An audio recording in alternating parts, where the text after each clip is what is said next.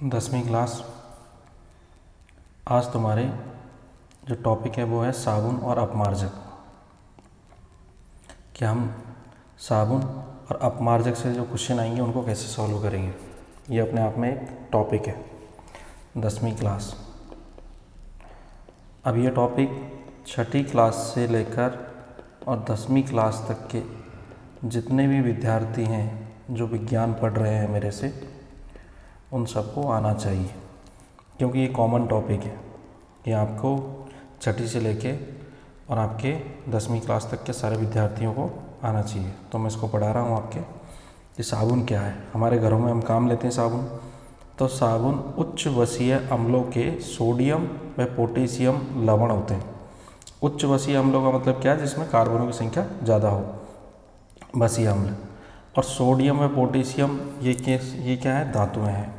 तो सोडियम के जो लवण होते हैं उनसे कपड़े धोने का साबुन बनता है, और पोटेशियम थोड़ा मुलायम होता है, इससे हमारे नहाने का साबुन बनता है।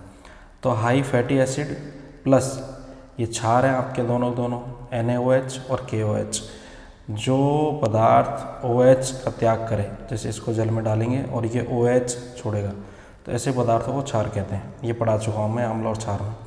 तो सोडियम हाइड्रोक्साइड और पोटेशियम हाइड्रोक्साइड, इन दोनों की क्रिया अगर हाई फैटी एसिड यानी उच्च वसीय अम्लों से करवाई जाए तो क्या बनेगा? साबुन। और साथ में एक सैप उत्पाद बनेगा, यानी कि एक और प्रोडक्ट बनेगा, को प्रोडक्ट, जिसे हम कहेंगे ग्लिसरीन। जो नकली आंसू निकालने के काम आती है ग्लिसरीन। पिक्चर वगैरह या किसी एडवर्टाइज में जब कोई रोता है तो उसके आंखों के नीचे लगा देते हैं ग्लिसरीन, ऐसे टिप टिप टिप टिप आंसू निकलते हैं ग्लिसरीन से, आँखों में लगा देते हैं, आँखों के नीचे वो टपकते रहती है। ठीक है। उच्च वसीय अम्लों को जैसे NaOH व KOH के साथ में गर्म करने पर साबुन तथा ग्लिसरीन का निर्माण होता है। तो ये लाइन याद कर लेनी है आपको।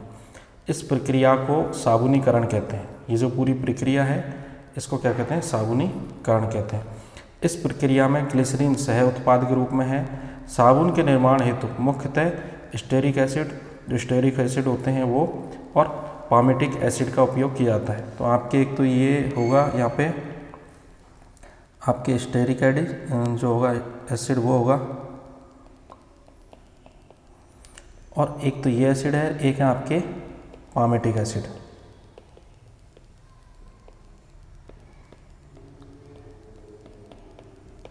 तो ये दो एसिडों का उपयोग होगा आपके। तो स्टेरिक अम्ल का प्रयोग होता है तो साबुन जैव निम्नीकरण होता है साबुन का, अगर इस अम्ल का प्रयोग होता है तो। अब जैव निम्नीकरण और जैव अनिम्नीकरण ये दो टॉपिक है जो आपके इकोलॉजी में आएंगे। यानी वे पदार्थ जो धरती पर बनते हैं और धरती पर विघटित होकर कुछ और बन जाता है, उसे कहते हैं जैव निम्नीकरण, यानी उनका विघटन संभव है। ठीक है। तो किसका विघटन संभव है? केवल साबुनों की बात की जा रही है। ठीक है। जैसे ये सूत्र है आपके उच्च वसीय अम्ल का C17H35CONa। ठीक है। अब इसमें क्या है? ये आपके सोडियम है, तो ये जो पार्ट है, ये वाला पार्ट C17H35 और COO, ये जो पार्ट है, इस पूरे पार्ट में से आपकी ये जो धातु ये तो अलग हो जाएगी, यानी प्लस के रूप में। ये जो पार्ट है इस तरीके से, ये जो मैंने ड्रॉ की है लाइन, ये लाइन का मतलब ये हुआ कि ये वाला पार्ट है, इसको R से प्रदर्शित करते हैं, ये एल्किल भाग है।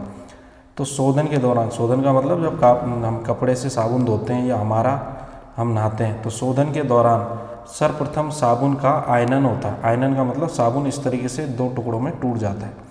तो यहाँ पे देखो आप, ये साबुन का क्या है? नॉन पोलर पार्ट है। नॉन पोलर का मतलब अध्रुवीय पार्ट है।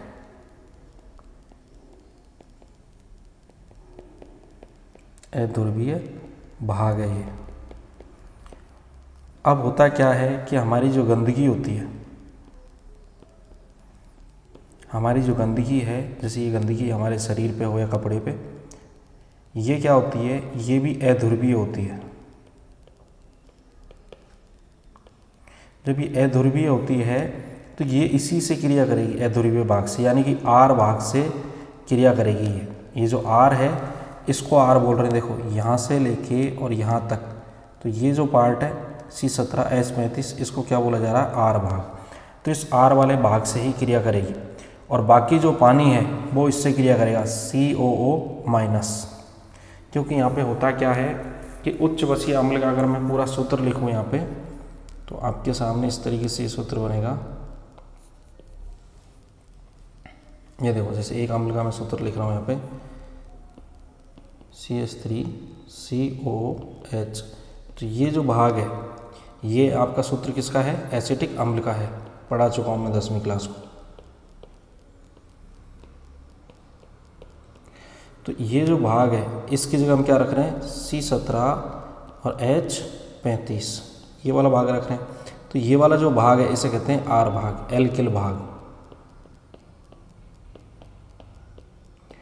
तो ये वाला जो भाग है ये किससे क्रिया करता है? आपके गंदगी वाले भाग से, जो आपके मैल है आपके कपड़ों में या आपके शरीर, उससे क्रिया करेगा।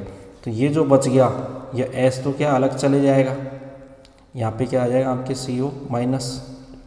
तो ये जो भाग है आपके CO-, ये होता है आपके कौन सा? पोलर भाग, पोलर पार्ट।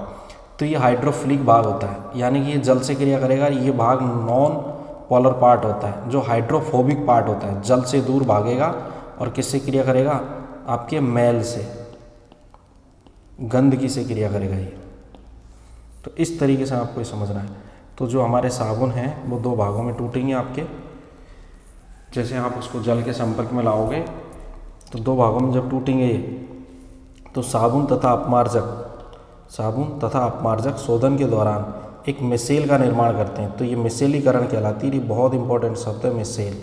तो आगे हम मिसेल ही पढ़ रहे हैं कि मिसेल की क्या संरचना होती है। ये देखो, ये बीच में एक पार्ट है जो मैंने रेड कलर से बनाया है, ये गंदगी वाला पार्ट है। इसको बोलते हैं ऑयली पार्ट, यानी कि आपकी डर्ट, यानी आपकी गंदगी, कोई डर्ट वाला पार्ट है। तो अब इसके बाद मैं बना रहा हूँ आपको ब्लू कलर से। देखो, ये जो पार्ट है इसको बोलते हैं आर पार्ट।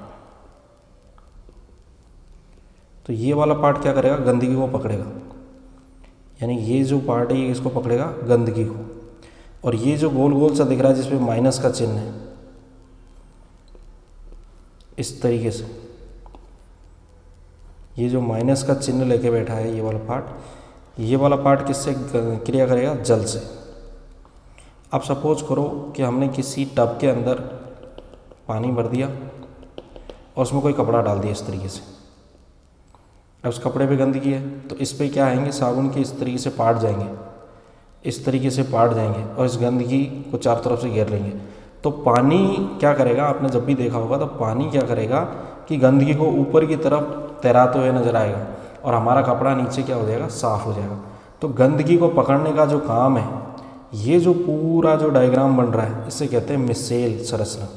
तो इसमें आपके साबुन के अंदर जब साबुन का आयनन होता है, आयनन का मतलब जब साबुन टूटता है पानी के अंदर, तो इसके दो भाग बनते हैं। एक भाग बनता है आर, जिसे हम कहते हैं आपके नॉन पोलर या अध्रुवीय भाग,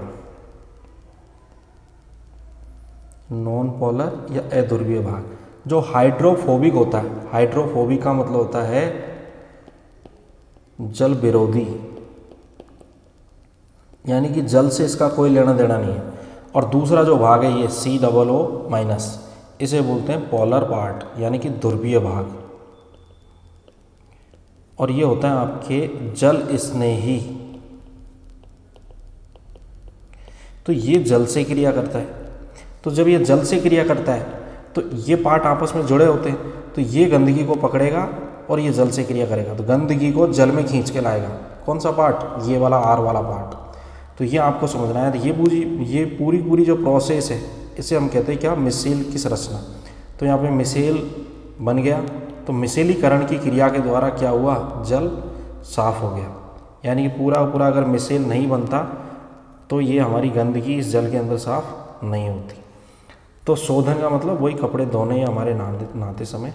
शोधन के दौरान साबुन के अणु कपड़ों पर लगी हुई चिकनाई के चारों ओर इस प्रकार व्यवस्थित होते हैं कि उनका जल विरोधी भाग, यानी कि ये आर वाला पार्ट, जल विरोधी भाग चिकनाई को चारों ओर से तथा जल स्नेही भाग, ध्रुवीय भाग, ध्रुव जो है ध्रुवीय भाग बाहर की ओर, ये वाला पार्ट बाहर की ओर व्यवस्थित हो जाते हैं। जल विरोधी भाग चिकनाई को घुलनशील बनाता है तथा ध्रुवीय भाग जल को आकर्षित करता है, जिससे चिकनाई वाले भाग को कपड़े से हटकर पानी में चलो, यानी चिकनाई वाला पार्ट कपड़े सट के कहाँ चल जाएगा, पानी में, और हमारा कपड़ा क्या होगा, चिकनाई को छोड़ देगा।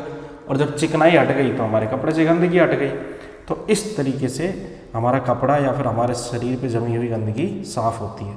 अब साबुन कठोर जल में झाग नहीं देते हैं, क्यों? क्योंकि कठोर जल में कैल्शियम और मैग्नीशियम आयंस उपस्थित होते हैं, इसके कारण वो कठोर जल में साबुन झाग नहीं देते हैं।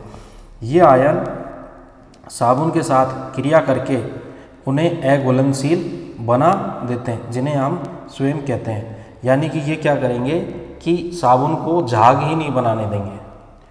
अब आता है सेकंड टॉपिक है आपके अपमार्जक। अपमार्जक किसे कहते हैं? तो हाइड्रोकार्बन्स की क्रिया अगर H2SO4 यानी कि इस एसिड से करवा दिया है तो डिटर्जेंट बनेगा, यानी अपमार्जक बनेगा। हाइड्रोकार्बन्स को सल्फ्यूरिक अम्ल के साथ गर्म करने पर अपमार्जकों का निर्माण होता है। रासायनिक रूप से अपमार्जक सोडियम एल्किल वेंजिल सल्फोनेट, काफ़ी बड़ा शब्द है, सोडियम एल्किल वेंजिल सल्फोनेट यानी कि वेंजीन सल्फेट के बने होते हैं। ठीक है, ये जैव निम्नीकरण नहीं हो सकता है इनका, यानी एक बार अगर अपमार्जक बन गया तो उसका विघटन संभव नहीं है। और इसे सोपलेस सोप कहते हैं, यानी कि साबुन रहित साबुन कहते हैं। अच्छे साबुन की विशेषताएं क्या है कि 10% ज़्यादा नमी न हो, ठीक है, आसानी से झाग बनाए और कठोर जल में भी सफाई कर सके। ये क्या आपके अच्छे साबुनों की विशेषताएं। तो इस प्रकार से आप इसमें पूरे जो 10वीं क्लास की बोर्ड में जो सीधा एग्ज़ाम में जो क्वेश्चन क्रिएट होगा वो होगा आपके 10th क्लास की बोर्ड एग्जाम में कि मिसेलीकरण किसे कहते हैं, मिसेलाइजेशन या मिसेलीकरण किसे कहते हैं। तो एक तो ये वाला चित्र कि बीच में आपको क्या है, इस तरीके से गंदगी बता देनी है, ये चारों तरफ आपको इस तरीके से आर वाला पार्ट, और ये आर वाला पार्ट तो क्या होगा, जल विरोधी। ये वाले पार्ट की बात कर रहा हूँ मैं, इसको बोलते हैं हाइड्रोफोबिक, यानी जल से विरोध, जल से दूर जाना। अब जल से दूर जाएगा तो किससे, गंदगी से क्या करेगा, दोस्ती करेगा, गंदगी को अपने कपड़े से हटा देगा। और ये वाला जो पार्ट है CO, तो यहाँ पे जो O वाला पार्ट दिख रहा है आपको, ये होता है आपके जल स्नेही, हाइड्रोफिलिक। फिलिक का मतलब होता है प्यार करना, स्नेह करना। तो दो वाले पार्ट हैं आपके, पोलर भाग जिसी का दूसरा नाम है हाइड्रोफिलिक यानी जल स्नेही, जो मैंने लिखाया भी है, ये देखो आपके जल विरोधी, और एक है आपके जल स्नेही। तो याद रखना है, एक ये ही क्वेश्चन आपके बनता है, इसके अलावा इसमें कोई क्वेश्चन नहीं बनता आपके साबुन और अपमार्जक में। तो 10वीं क्लास कल सुबह जब आओ क्लास में तो बिना लिखे मत आ जाना और बिना याद किए मत आ जाना क्लास में, वरना टेस्ट की कॉपियाँ मैं बाद में चेक करूँगा, ये कॉपी आपकी कल पहले चेक करूँगा। 10वीं क्लास, इतनी मेहनत करके तुम्हें समझा रहा हूँ,